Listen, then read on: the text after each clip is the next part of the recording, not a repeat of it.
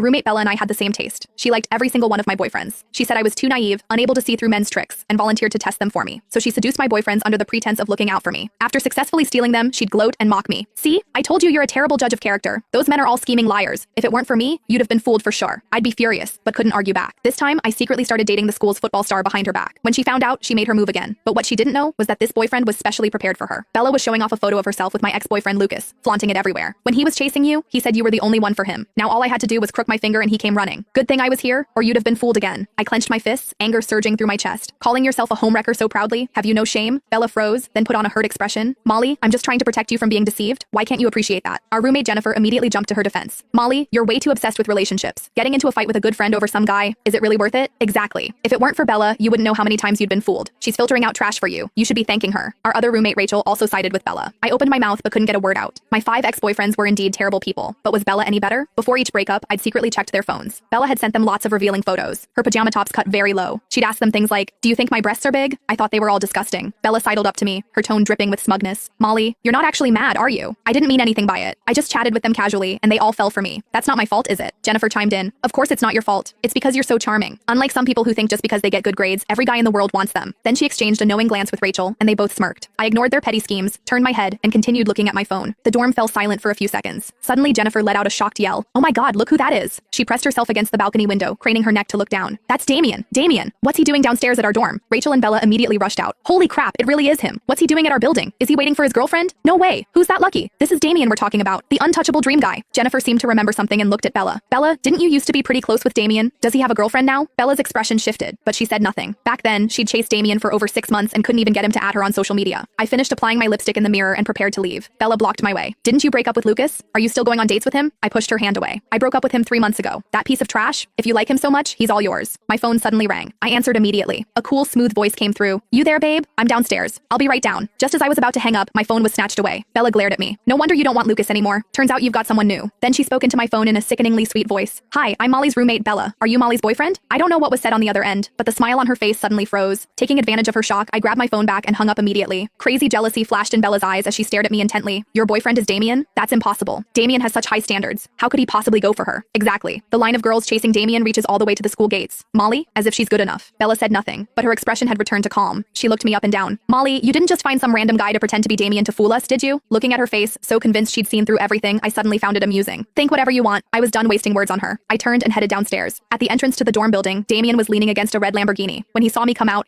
scattered sunlight fell on Damien. He really was handsome. No wonder Bella had chased him for 6 months. And that was precisely why I'd agreed to date him. "Did you wait long? Just got here. Get in."